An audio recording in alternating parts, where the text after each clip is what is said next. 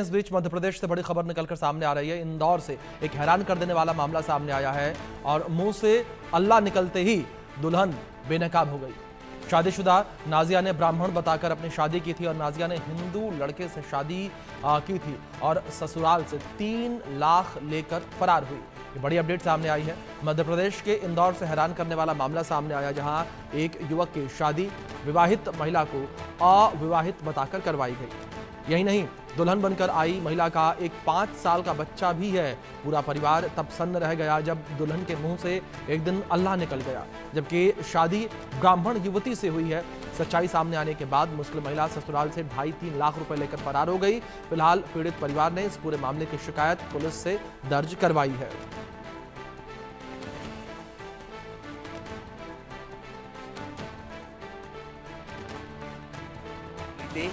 छब्बीस फरवरी 24 फरवरी को, और जिसके बाद में नरेंद्र और इनके थ्रू हुई थी।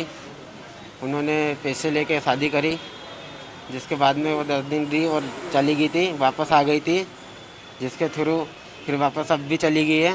और लड़की को हमको बताया कि हिंदू कास्ट की है, नाम निकिता बताया। उसका फर्जी आधार कार्ड बनवा के दिया, वो आधार कार्ड भी है। और वो फिर अभी मेरे को मालूम पड़ा कि वो मुस्लिम है। आपको कैसे मालूम पड़ा वो मुस्लिम? मैं गया था उसके घर पे, वहाँ पे, और ये भी मालूम पड़ा कि उसका एक बच्चा भी है। बच्चा 5-6 साल के बच्चा भी है, शादीशुदा थी वो, और अभी वापस चली गई है। ये जो शादी जिन लोगों ने कराई थी उन्होंने कुछ पैसे वैसे भी लिए थे क्या? पैसे लिए, कितने लिए? 3 लाख रुपए लिए किसने कराई थी झूठ बोल के? ये एक नरेंद्र है और कोमल, जिसके बाद में एक रीना। 2 आदमी थे ना? 3 आदमी। तो एक पूरा हैरान कर देने वाला मामला निकलकर सामने आया है और इसी विषय पर बातचीत के लिए अधिक जानकारियों के साथ हमारे सहयोगी एहतियाब शेख जुड़ गए हैं। उनका रुख करेंगे अपडेट्स के लिए। एहतियाब, किस तरीके से पूरा मामला ये सामने आया और किस तरीके से यहाँ पर इस ठग दुल्हन ने परिवार को ठगा और किस तरीके से इस पूरी शादी के ढोंग को रचा? देखिए अभिषेक, निश्चित रूप से ये हैरान कर देने वाला मामला है, क्योंकि अब तक तो एक टर्म सुनी थी लव जिहाद, लेकिन अब कहीं ना कहीं ये समझ में आता है कि ये दुल्हन जिहाद वाला एक कुछ फंडामेंटल सामने आ चुका है, जिसपे कि इस लड़की ने, जो इसका नाम निकिता बताया गया था, ये दरअसल में एक मुस्लिम लड़की थी। इसने एक हिंदू परिवार के लड़के के साथ में शादी की। हालांकि इसकी शादी करवाने में कुछ जिन्हें शादी के ब्रोकर्स कहते हैं या ब्यूरो वाले कहते हैं, वो लोग इन्वॉल्व थे इसमें। एक कैलाश मराठा नाम का व्यक्ति था, उस व्यक्ति ने इसकी शादी तय करवाई थी इस हिंदू परिवार में, कुशवाहा परिवार में ये शादी करवाई गई।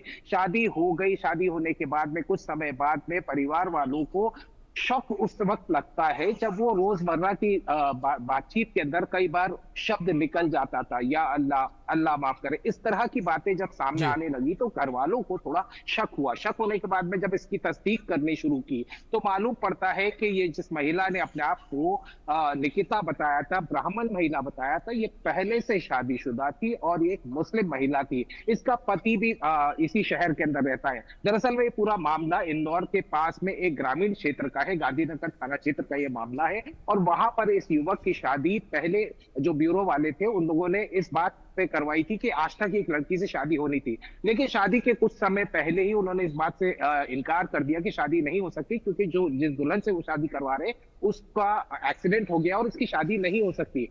क्योंकि पूरे परिवार के अंदर, इस हिंदू परिवार में सब जगह पर ये कहा जाए कार्ड बांट दिए थे उस शादी के और तमाम तैयारियां की जा चुकी थी, तो उन्होंने कहा कि चलिए दूसरी लड़की दिखाइए। अब दूसरी लड़की जब दिखाई जाती है तो कहा जाता है ये सिंगल अविवाहित ब्राह्मण लड़की है, निकिता है, इससे इसकी शादी करवा दी जाए। शादी बहरहाल फरवरी में हो जाती है। शादी के बाद में दुल्हन घर भी आ जाती है। घर में कुछ समय रहने के बाद में वो सो कॉल्ड तथाकथित अपने घर वालों से मिलने भी जाती है।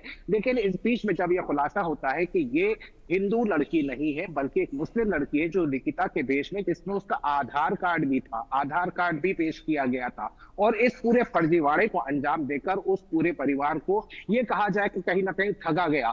फिर ये बताया गया कि घर जाना है, तो वो लड़की घर जो ससुराल है, जिस घर में उसको ब्याया गया था, वहां से 3 लाख रुपए नगद लेकर फरार हो जाती है और अपने पति के पास पहुंच जाती है। इस पूरे मामले के अंदर ठगाया हुआ परिवार लगातार कोशिश कर रहा था कि इस मामले के अंदर एफआईआर दर्ज हो जाए।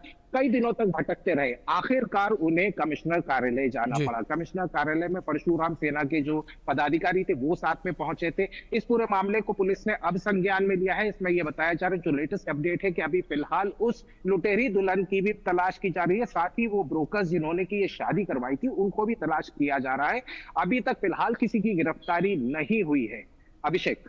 बिल्कुल एहतियाब। अब देखने वाली बात यहां पर यह होगी किस तरीके से पुलिस आगे इस पूरी कार्रवाई को करती है और इस पूरे गिरोह का भांडाफोड़ कैसे होता है।